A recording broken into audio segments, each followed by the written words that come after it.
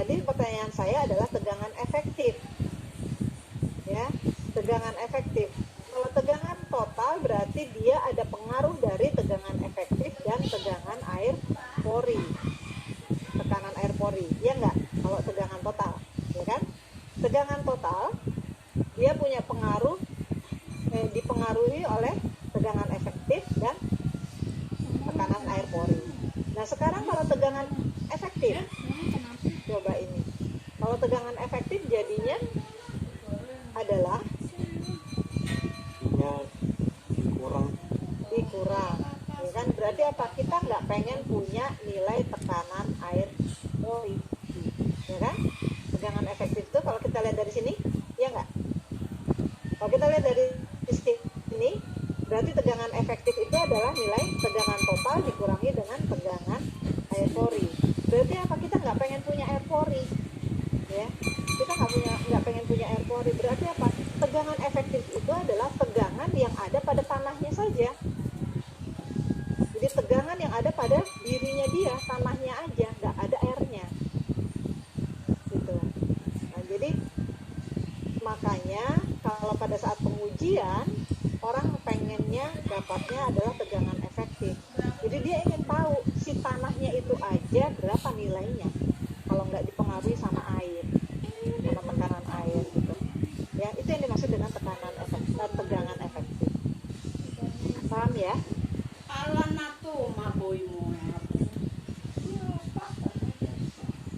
Kemudian kita masuk ke tanah dikelompokkan, ya.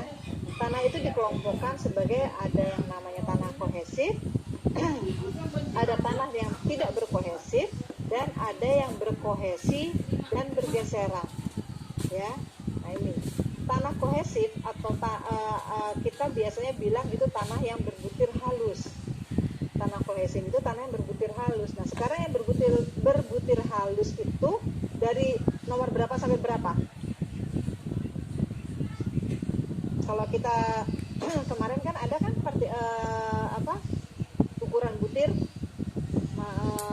materinya, ada kan mengenai ukuran butir. Nah, sekarang yang masuk ke dalam butiran halus itu dari berapa sampai berapa? Atau dari mana sampai mana? 0,075 Bu. 0,075 itu apa materialnya?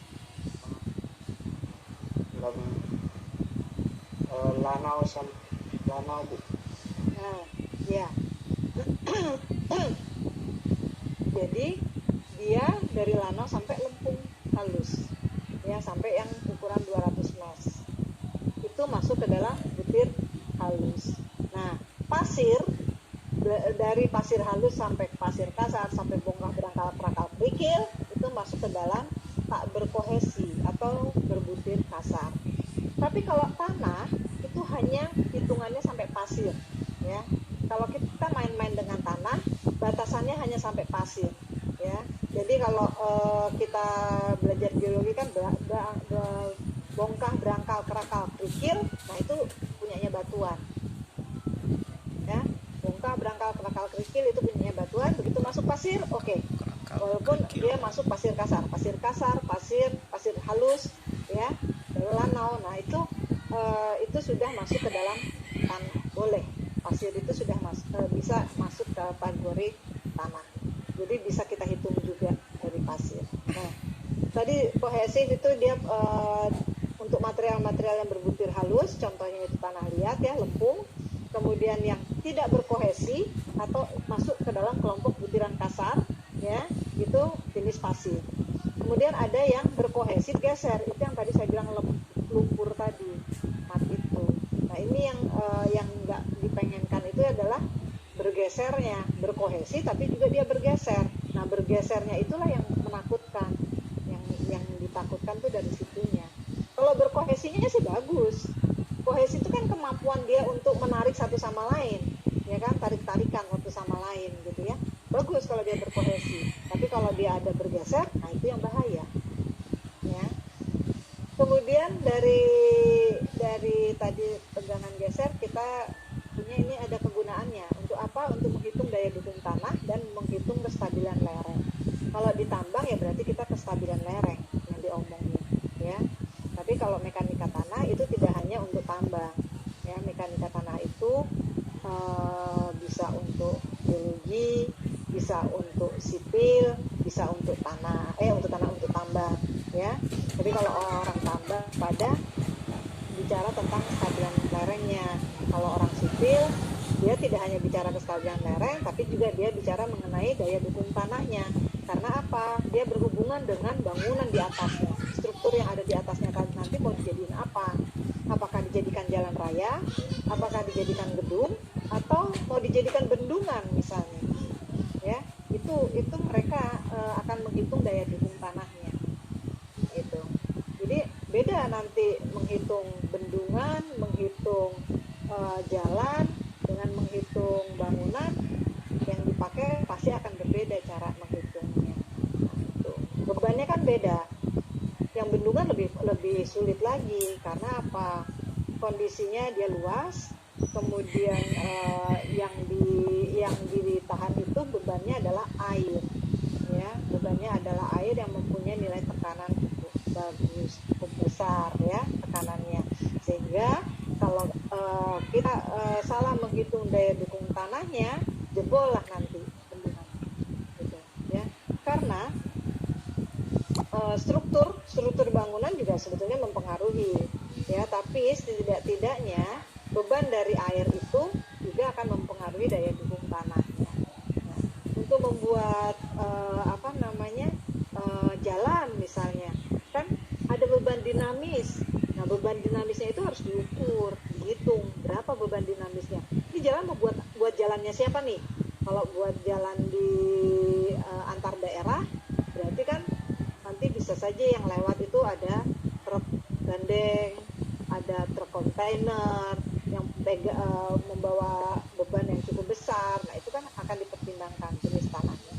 Makanya kalau kalian sering melihat kondisi tanah di Kalimantan itu kan karena kita sebagian rawa, ya, jadi kondisi tanahnya kurang stabil, ya, karena kadar airnya cukup tinggi, sehingga beberapa jalan sering ambles lagi di jalan kita itu di Kalimantan, ya, karena kondisi tanahnya emang gitu, ya. Itu emang kondisi tanahnya yang membuat dia sulit menahan beban, makanya dia turun lagi, udah ditimbun lagi, ditinggiin lagi, turun lagi, karena kan terus aja ada beban dinamis yang lewat di situ, sehingga akhirnya beban itu membuat tanah menjadi tertekan. Kalau udah tertekan dia akan turun, ya. Kalau kalian dari Balikpapan ke Samarinda ada berapa titik yang tanahnya turun, ya? Karena emang itu masalah di Kalimantan, kondisi tanahnya yang membuat kesulitan untuk mendapatkan yang stabil, ya. Makanya akhirnya sekarang kan kebanyakan rata-rata di beton jalan itu, karena kalau beton itu lebih rigid, dia lebih kaku dibandingkan kalau aspal. Kalau aspal dia mengikuti bentuk permukaan tanahnya. Nah, aspal itu kan hanya melapisi saja, melapisi tanah supaya permukaannya menjadi rata. Itu fungsinya aspal. Makanya di aspal pada saat pengaspalan itu kan ada agregatnya kan, dikasih pasir, kemudian dikasih kerikil, kasih lagi pasir, kemudian baru diaspal. Itu hanya untuk meratakan saja, meratakan permukaan. Tapi dia menempel pada permukaan tanah, sehingga kalau tanah turun, ya aspalnya juga jadi turun, ya kan? Sehingga dia mengikuti itu. Tapi kalau pakai beton itu pakai tulangan itu besi-besinya itu kan dipasang. Kemudian setelah itu kita semen, sehingga dia menjadi kaku. Bisa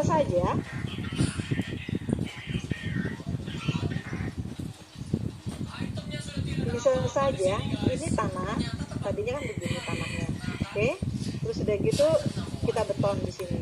Aduh, saya nggak bisa bikin lurusnya gimana sih? Nah, oke, ini kita beton nih, kan agak tebel nih di betonnya. Nah, saat tanah ini turun, ini bisa saja begitu, beton itu bisa saja di bawah jalan beton itu tanahnya sebetulnya turun, rongga seperti ini dia tetap rigid, dia tetap lurus, ya kan, tetap lurus. Tapi kalau kemudian betonnya itu saya lihat sih di sini betonnya cukup tebal ya, sampai 30 cm lebih di betonnya. Jadi dia cukup kuat di sini. Nah, saat dia tidak bisa menahan beban lagi, ini akan patah. Kalau ini sudah turun seperti ini, berarti kan dia sebetulnya hanya menahan ini aja, hanya ditahan di sini saja. Begitu dia bebannya berlebih, dia nggak kuat lagi, ini langsung patah. Tidak turun kayak aspal. Kalau aspal pasti akan mengikuti ini, turun seperti ini. Tapi kalau beton, enggak. Begitu dia sudah nggak kuat, dia patah, hancur sudah. Nah, kalau sudah hancur nggak bisa dipakai lagi.